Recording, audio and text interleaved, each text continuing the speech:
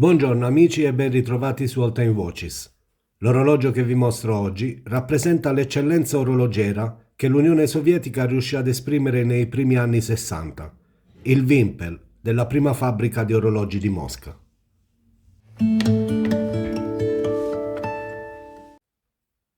Sul finire degli anni 50, l'obiettivo delle maggiori maison orologiere divenne quello di realizzare segnatempo sempre più sottili.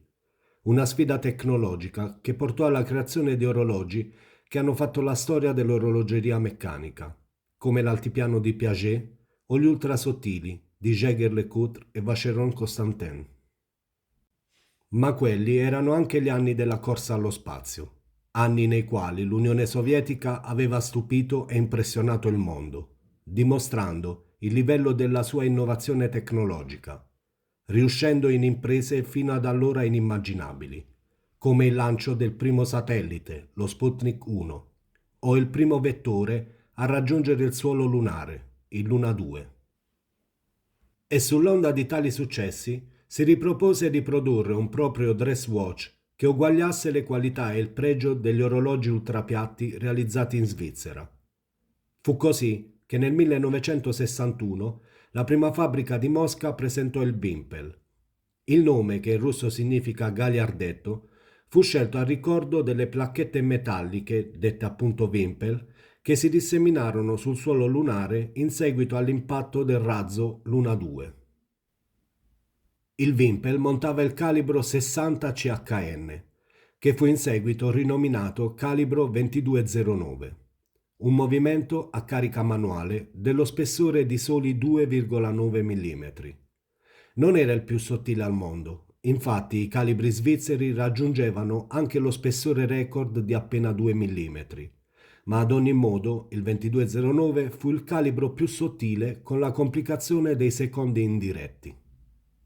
Posizionare la lancetta dei secondi al centro, con quelle di ore e minuti, richiede l'utilizzo di un maggior numero di ruotismi nel meccanismo, che influiscono necessariamente sullo spessore del calibro, e gli orologi ultrapiatti elvetici adottavano quindi il sistema dei secondi diretti, con un piccolo subcontatore, di solito posizionato a ore 6, o addirittura escludevano del tutto l'indicazione dei secondi. Nel calibro 2209 fu scelto invece di creare un dress watch estremamente sottile, ma con la complicazione dei secondi centrali, caratteristica che gli meritò il conferimento della medaglia d'oro alla Fiera internazionale dello sviluppo tecnologico tenutasi a Lipsia nel 1963, un riconoscimento che poneva il Wimpel fra i segnatempo più pregiati a livello internazionale. Il Wimpel venne presentato in 3 varianti di dial. Era classificato come orologio di classe 1, in quanto rispettava i più alti standard di qualità e precisione richiesti dal Ministero delle Produzioni Sovietiche, meritandosi il marchio Ghost, che ne attestava e garantiva la qualità. La cassa si presenta in un'elegante forma a moneta. È in ottone placcato in oro a 20 micron. Ha un diametro di 35 mm e un lag to lag di 42. Le anse sono da 18 e lo spessore negli esemplari con vetro plexi originale è di soli 6 mm. Il fondello inox è a pressione e su di esso non vi è alcuna incisione. La piccola corona ha una leggera bombatura a cappello di prete. Il dial è in colorazione champagne e nel mio esemplare presenta gli indici a tacche incisi direttamente nel quadrante. A ore 12 troviamo la scritta Wimpel in corsivo con una particolare decorazione che richiama la traiettoria compiuta dal vettore Luna 2 e l'indicazione 23 rubini. Nella parte centrale bassa vi è la scritta Prima fabbrica di Mosca, Kirova. E lungo il margine esterno del quadrante, a ore 6, la dicitura Sdelano VSSSR, ovvero prodotto in Unione Sovietica. Le sfere estremamente sottili sono in metallo dorato e possiamo notare la particolarità della lancetta dei secondi, che risulta decisamente più corta di quella dei minuti, una soluzione resasi necessaria per far sì che scorresse fluidamente, senza strofinare sul vetro leggermente bombato. L'interno del fondello presenta la classica finitura a fresaggio circolare. Il calibro, finemente lavorato, è in metallo dorato. E ancora il 60 CHN, Futuro 2209, ha 23 rubini e il sistema di protezione antishock sul bilanciere. Viaggia a 18.000 alternanze ora, con una riserva di carica di ben 41 ore. Il diametro del calibro è di 22 mm e lo spessore, come già detto, è di soli 2,9 mm. Su di esso notiamo il logo a forma di rombo della prima fabbrica di Mosca, che ci fa capire che siamo di fronte a uno dei primissimi esemplari prodotti e possiamo datarlo con precisione fra il 1961 e il 1962.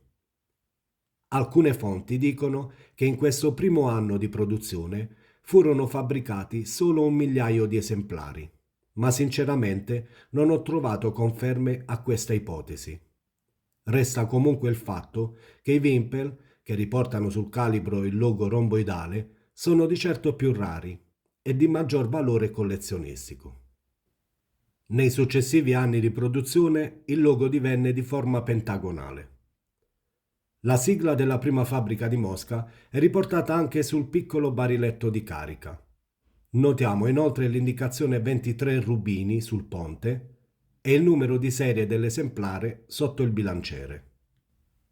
Nel 1964 vi fu un rebranding delle varie fabbriche orologiere russe e la prima fabbrica di Mosca assunse il nome di Polyot, che in russo significa volo, a ricordo dell'impresa di Yuri Gagarin. E il movimento 2209 fu utilizzato per gli orologi modello Deluxe, prodotti non solo dalla Polyot, ma anche e soprattutto dalla Luch, che continuò a produrli fino agli anni 90. I modelli Deluxe uscirono anche con i marchi Seconda, Cornavin e Corsair, esemplari destinati per lo più al mercato estero.